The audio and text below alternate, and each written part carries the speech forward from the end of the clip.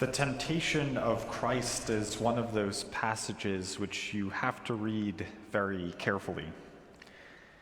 You have to read it carefully because in it we see some of Satan's tricks. And by reading this passage carefully, we see the promise of hope in it too. But first, a brief note on Satan. We hear one of his nicknames in this passage, the tempter. That might be the best name for him. Satan would love nothing more for us to believe that he is a half-man, half-beast with a pointed tail, hooves, and a horn, because that's fictional. And he'd love nothing more to believe that he doesn't exist. But the tempter is much more amorphous than that. The tempter can sound like a good idea. The tempter can feel like a perfectly good justification. The tempter can look like the lesser of two evils. The tempter can appear to be someone trying to help. All of these incarnations of Satan are much, much scarier than any artwork could ever depict. The first time Jesus is tempted in the desert, the tempter says, "If you are the Son of God, command these stones to become loaves of bread." There's two things going on in this sentence. The first one is the temptation of a quick fix. You're hungry, so turn these stones into bread.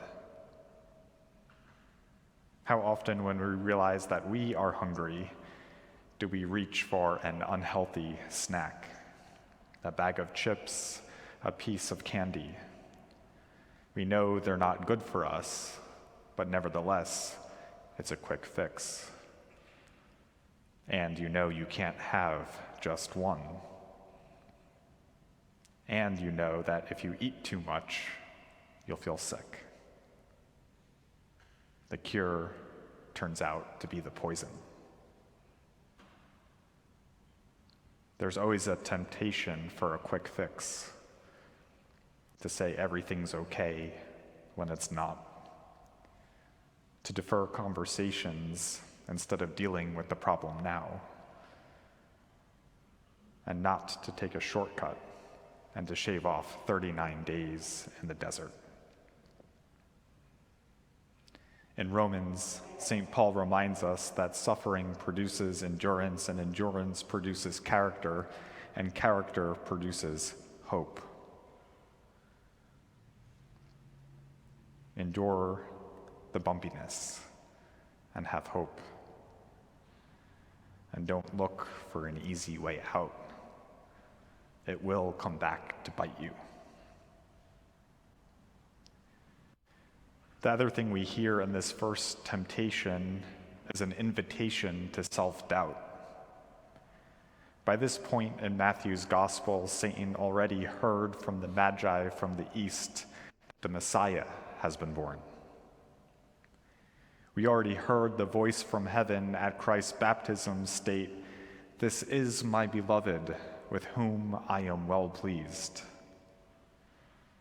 But the most offensive thing that Satan has heard before this story was John the Baptist saying, "Behold the Lamb of God who takes away the sin of the world." Satan has worked so hard to make this world as dysfunctional as it is today. So what could be scarier than someone who would take all of his power away? Satan knows he can't attack Christ's divinity, so he goes for the jugular. He goes for his humanity, that insecurity that riddles us all. If you are the Son of God. meaning maybe you're not. Prove yourself. Prove your worth to the world, or maybe it's not true. How many times have we made a bad decision just to prove someone wrong, or prove that we're right, or to demonstrate how upstanding we are, how smart we are, how powerful we are? In those moments, remember that line from when you were baptized. You are marked as Christ's own forever. Remember those words from Christ's baptism. You are my beloved. Because of that, you have nothing to prove to anyone. The second temptation is to throw yourself off the temple, because surely God's angels will save you. This is hyperbole for a scenario that's all too common. That voice that says, do it anyway, God will forgive you. The problem with this second temptation is that Satan is right. When we mess up, God will forgive us. So Satan, in his craftiness, plants this idea in our head by asking us, so then what's the problem? The problem is overcoming temptation is a victory for God and a loss for Satan. But succumbing to temptation makes it a win-win. Satan gets his chaos, and we still get God's forgiveness. Keep it a win-lose situation. Don't make it a win-win. The last temptation goes on to show how short-sighted and superficial Satan and his promises can be. Fall down and worship me, and all this will be yours. Sounds great. All mine. But then one of two things will happen.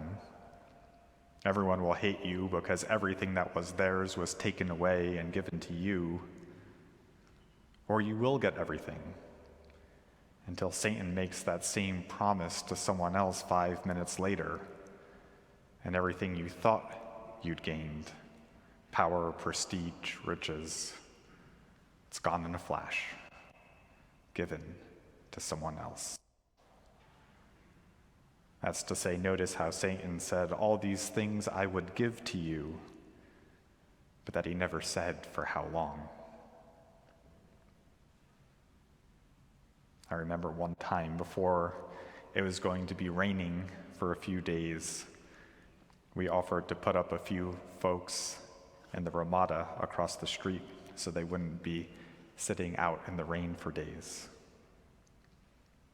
One of them declined, saying, I'd rather not sleep in a bed and have a hot shower for 3 days because I know what I'm going back to afterwards. There was some strange wisdom in that. The last phrase I want to look at with you all this morning was the phrase that gives us hope, the phrase that was right in the beginning of the passage. Jesus was led by the Spirit into the wilderness to be tempted by the devil. Jesus didn't let the devil come to him. He went to the devil. And the good news is that Christ will be there to do that for us too in our moments of temptation. At Wednesday at 10:09 a.m., a voicemail came in to the pastoral care line. Now, one of my colleagues, who will remain anonymous, found it a little more entertaining than I did. Hi, my name is Susan, and I'm on a recorded line. I'm calling regarding elevator entrapment, where Pastor John is trapped inside the elevator. We have dispatched the fire department, and they are coming to extract the pastor out of the elevator. But we're just calling to let you all know that he will probably miss the Ash Wednesday service due to this entrapment. If you have any questions, feel free to call us back. For 2 hours, I was stuck in an elevator. And for the last 45 minutes or so, I heard the firefighters struggling to get the doors open. It was made complicated by the fact that the door had stopped between 2 floors. So getting their tools down right to just the exact spot where they could release everything was rather complicated. But after some time, the door opened up, and I was presented with 2 options. I could crawl up to the 8th floor or slide down to the 7th floor.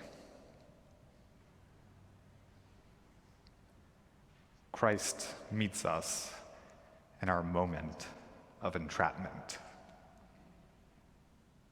But ultimately, the choice is ours.